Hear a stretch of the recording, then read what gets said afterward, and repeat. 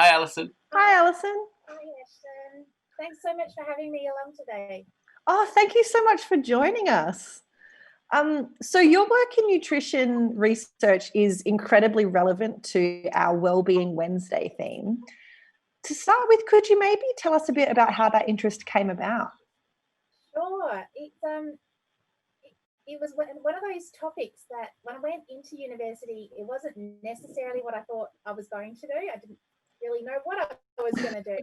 And that it's one of those things that when you fall into it and you realize how exciting it is and how much there is to explore, it just sucked me in, really. So in the world of nutritional physiology, we explore the way that food interacts with our health, not just so that we get macronutrients and micronutrients from it, but it's those other little trickety things, the bioactive nutrients, that are really exciting to think about. And they're not the things that you'll see on the food label, but they're the things that are there in plain sight all the time, like the colour of the foods that we eat, the naturally occurring foods, and some of those flavours, and some of the properties that give us an added benefit to the food we eat. So, we have to eat food to get energy, and that's good. We want our macro and micronutrients, but these bioactive nutrients give us this added benefit. Interesting. So you might have heard, like, people are talking about dark chocolate or red wine being good for you. So the research we do looks at why. So we drill down to like those little tiny molecules to work out what they're actually doing and how they're having a health effect. Interesting. So can you tell us about any recent research projects that you're working on? Yeah, so we've been doing a little bit of work in the space with tree nuts and also with peanuts. And if you think about the skin of a peanut, it's got really kind of red, papery skin around it. And a lot of the time, if you eat them, they just kind of get left in the bowl at the end. But it was a long time ago by people using those papery bits and the shell of the peanut in animal feed and seeing these amazing health benefits for the animals, that they said, maybe there's something in this. And it's the same kind of story that came from grape, seed, and skins as well. And people are realizing that there's all this goodness that gets left behind. So we have worked with the Peanut Company of Australia, and we've been looking at when people consume peanuts in their diet, what happens to their cardiovascular, their metabolic, but also their cognitive performance. Oh, wow. Yeah, it's been a really interesting kind of space to work in. And, a lot of the time peanuts get a bit of a bad rap. They're kind of like the bar nut. Oh my gosh, so underrated. So we've been trying to understand, these health benefits behind them, and then talking to people about how you can incorporate them into your diet. Oh, I'm excited. I love peanuts, so that's very exciting news to me. Well, they were good outcomes. So, here's the punchline: eat them; they're good for you. That's the exciting part. Yes. I think what we have to remember though is they're only one part of a diet, and when we do dietary intervention studies, a lot of the time we're trying to see an effect in a relatively short amount of time. We don't want to have people in trials for years and years and years. So we tend to look at a relatively high amount in some of the trials that we do to see if we can see an effect. But then when we want to translate that to what people should be doing in their everyday life, then we've got to take it back to what's reasonable, what's sensible, what's sustainable for people.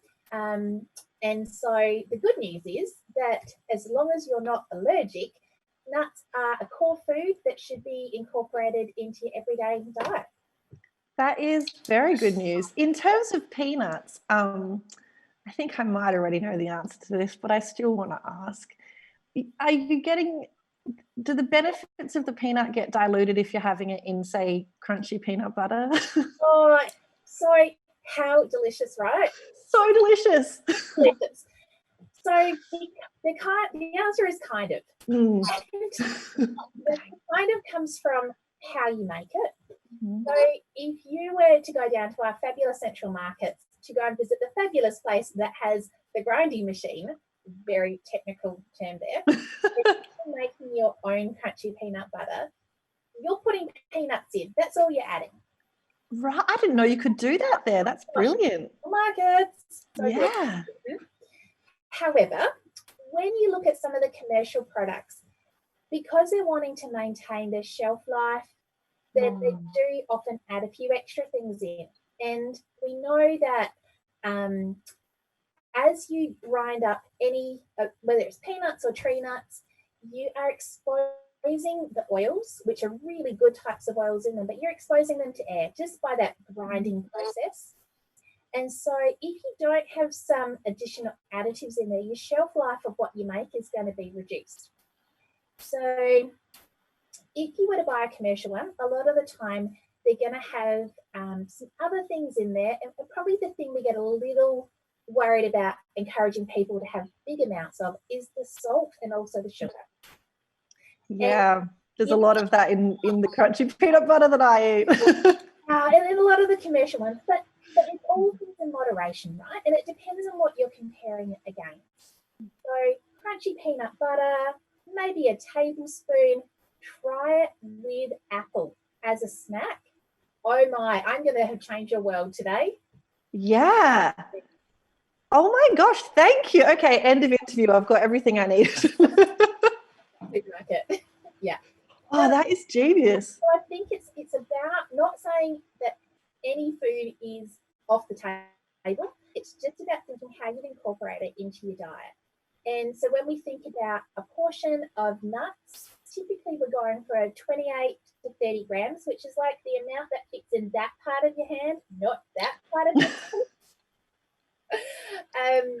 And you know, in the ideal world, we'd encourage people to have a variety of different kinds so that they're getting a mix of those essential nutrients we want in our diet. And if you have variety by eating different kinds across the week, then you know it keeps it a bit exciting for you as well. And if you have it in different forms, it also helps you just get a sense of incorporating it in different ways. And if you can have it with apple, bonus, you've got your fruit serve in as well.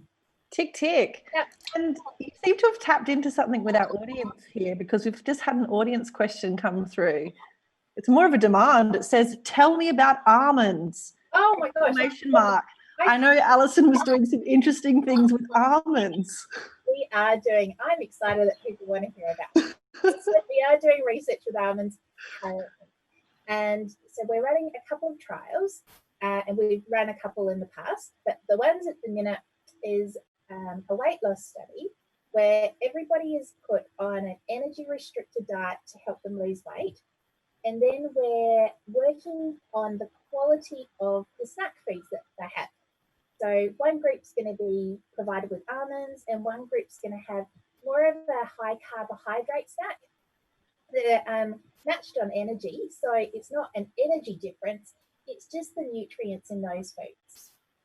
And in that study, we're really interested to see if almonds, which are rich in protein, they're rich in good quality fats, as well as all these other micronutrients, whether they help people feel fuller for longer. So if they do, does that then stop them going and reaching for other snacks that we're trying to help them limit as they go through this weight loss process? Interesting. That's one of the reasons that we're really excited by looking at almonds. We are also running a study in pretty well-trained cycling men. And we're combining almonds with cranberries and sultanas. Trail mix kind of a combo. Mm-hmm.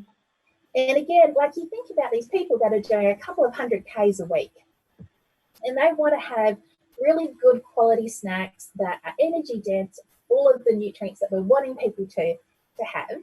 And then we're thinking about what might be the benefit between having those with compared to another high carbohydrate food. And a lot of the foods that people are going to want to have after training are going to be carb rich. So again, we're looking at exercise performance, and we get a bit excited about the way that the nutrients in these different foods can work on how our blood vessels are regulated. So if we can be a bit clever at targeting the ability of our blood vessels to constrict and dilate effectively, then what we're hoping to see is that we can deliver nutrients to the exercising muscle really efficiently and improve performance. That's exciting. And I feel like there'd be such a market for that too. Like we had a mod stall at the Tour Down Under in Victoria Square, and it was so fascinating chatting to all those cyclists. It's just this whole world of really intense endurance sport that is so far removed from my everyday.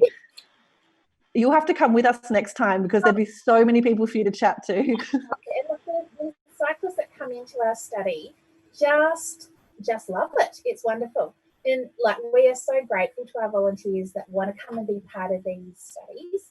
The cycling one it's about 5 weeks, and I'm not going to lie, we give them a pretty hard training program. But what we do see is that once they come through that training program, we see this boost in performance. So, if we can get to the point, if we're thinking super elite, and we can shave a couple of milliseconds off, winner, gold medals all around. Absolutely, that's huge. But if I take that back to our other studies and why we're interested in cardiovascular and metabolic and the cognitive work we did, it's the same kind of idea. Like, we still want to be able to deliver nutrients effectively to different parts of the body that might be under stress. So if I give you a mental arithmetic task and I put you on the spot, I'm like, okay, do serial subtractions with 7s or 3s. It can be a bit stressful to do that. I'm feeling stressed just thinking about it. Yeah, you kind of, you know that you're having to think.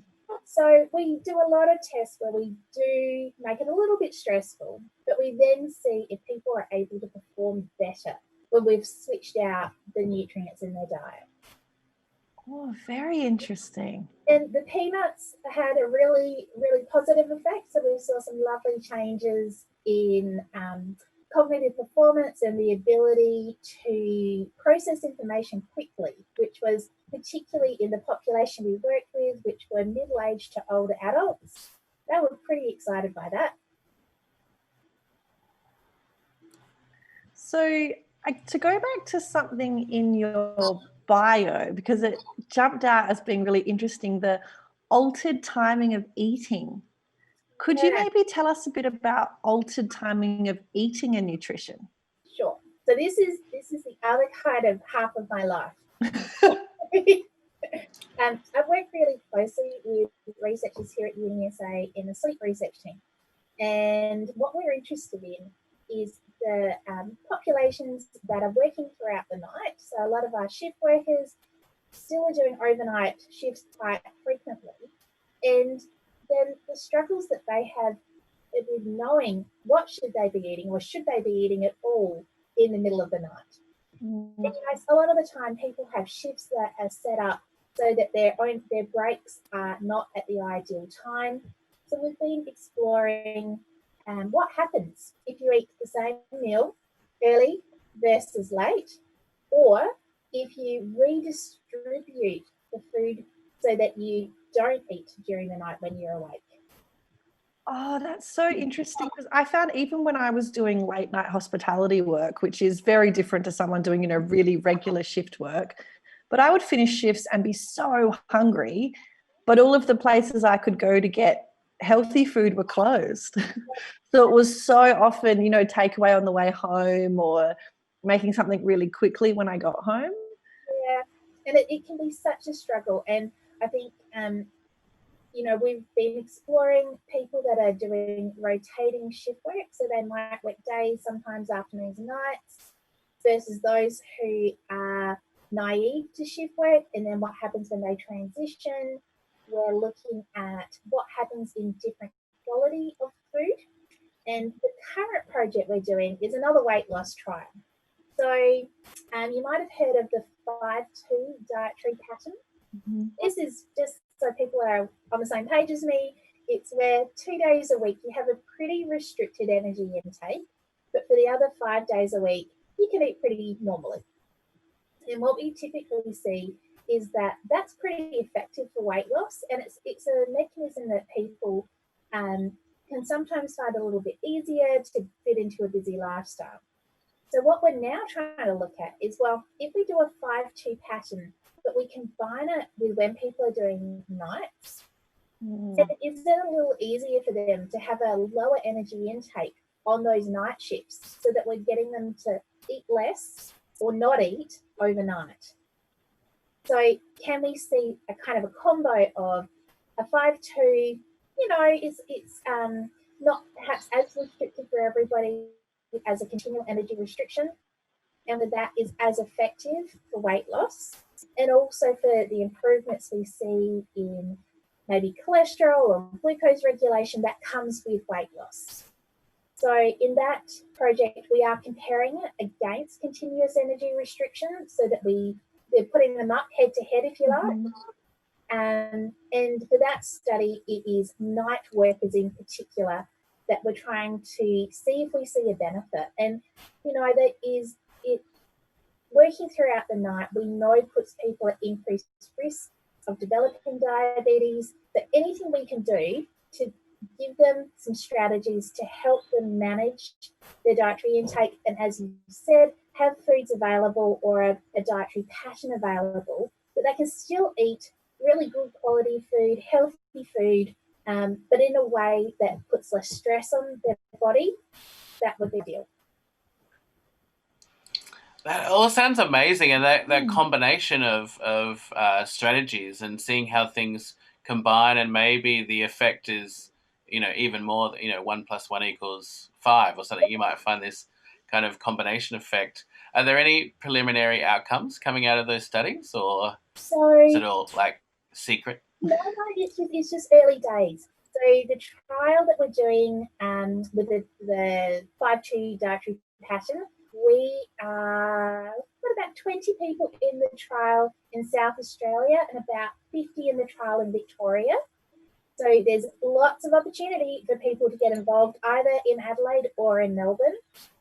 We're working with Monash University there. But if we think about like what led us to this and what work's being done overseas, then we know that if you can avoid eating overnight, we do see some benefits in terms of how people are responding to really stressful environments. We see when you don't eat overnight compared to eating overnight, a real difference in glucose regulation. And so I think, people just stopping and thinking about, you're putting your body at quite a lot of stress when you eat outside of these normal times. And so we're really hopeful that we can come up with a good strategy that's not too hard to adopt and not too much of a radical change for people, because that's a hard thing, right? Any behaviour change, you want it to be something that's actually sustainable for people to do. Absolutely. Just you talking about that, I can see so many industries that could benefit, because one of the things that has really become very clear during COVID-19 is how many Australians work unusual hours, casually and shift work. I can just see that being of benefit to so many different industries. Yeah, and I think for people to kind of stop and really think about the quality of the food that they're eating, like whilst we might target almonds or peanuts or whatever the food is, at the end of the day, it's about eating a balanced diet. And, our dietary guidelines are about to go through a revision, which is quite exciting in the nutrition space. This doesn't happen all the time. So it will take a few years for this to happen, but we are hoping that latest research is going to be built into those. But our core foods are our core foods, and finding ways for people to really focus on those and cut their discretionaries and have good quality core foods available to them is the key. And I think, when we think about all of the kind of behaviours that have changed during isolation, particularly baking, it's fabulous that people have got back to baking. But perhaps some of the foods that people might have been indulging in is a little different to what they would have done if they were in their workplace, because they just wouldn't have had that available to them all the time. But I'm not going to focus on that. We'll flip good and we'll go, well, if we also see that people had access to their regular fruit bowl, their fridge at home, you know, we are exploring what positive changes people have been able to make as well. Absolutely. And now I'm just wondering, we're almost, we've only got time for maybe one or two more questions. Oh. And so I might combine a few, Alison. So sorry to keep it short, but what's been the most challenging aspect and the most interesting aspect of your research over the years or recently, however you like? So I think anyone who runs dietary trials loves their volunteers, like loves their volunteers, because we can't do this without them. And so finding volunteers that are really excited to be part of the research, and to understand and learn more about their diet and their health, they're the people we want to engage with, and we'd love to hear from them. I think in terms of challenge, it is not only that, but it's then about having a message that we can translate. So, and making sure that we're not setting people up to go, yeah, I can eat, 100 grams of this particular food and that is going to be the magic bullet. We don't want there to be magic bullets. We want people to have an approach that is incorporate healthy foods in your diet and make it sustainable. So that messaging can be a bit tricky sometimes, but hopefully people see that the controlled trial, get the evidence, and then incorporate it into a dietary pattern. Yeah, for sure. Yeah. And also, I guess what you've kind of answered this a little bit, but what's the key question we should be asking ourselves moving forward? And then I know that you're looking for recruits at the moment, so maybe I could give you a chance to give a plug for that as well. So I think, that if people are thinking about their wellness and how diet fits in for them, I think it is not having foods that are completely off the table unless you're allergic to them and they're going to do you harm. Obviously, don't have those. But having, being good to yourself, focusing on core foods, focusing on portion sizes so that you are being realistic about the energy that's in them, and focusing on nutrient-dense foods. So if we're going to get energy, getting the best quality energy into you so that it's working for you. You're going to feel better. I don't know if you've seen on TV the Happy Mood Foods commercials at the moment. They are so great. We love them. And it's getting the story across that what you put in is going to impact on how you feel. So if you can focus on good quality core foods, you're going to be feeling better all round. And I hope that being part of our trials helps teach people a little bit about portion size, a little bit about energy in different food forms, particularly with our weight loss trials. We've got an amazing team of dietitians that we work with. And for those who are keen about the Elite Cycling Project and, crazy people that want to come and do max testing with us, they love it. We love doing it. It's a perfect match. Brilliant. So on that, I know that one of our moderators has a bunch of links that he'll pop in the chat. So if anyone's watching and they'd like to click on those, please sign up for the trials. But Alison, just to hear from you as well, where should people go if they want to find out more? Is there a good website, or how can they connect with you? So if you just go to the UniSA website, so unisa.edu.au, and pop in clinical trials in the search, you'll see there's a volunteer page. So there are a number of trials that we're recruiting for across the unit at the moment. We're looking for people of all different ages, different sizes, different interests. So if people are keen to be involved, we'd love to hear from you. And hopefully people get something out of being involved in trials and giving back to the research, because we honestly, they're so important to be able to move this field of science forward. Well, thank you so much, Alison, for taking the time and joining us today. We've really appreciated you coming on and chatting about your programs and the research. So thanks so much. Thanks so much for having me. Bye now. Thank you.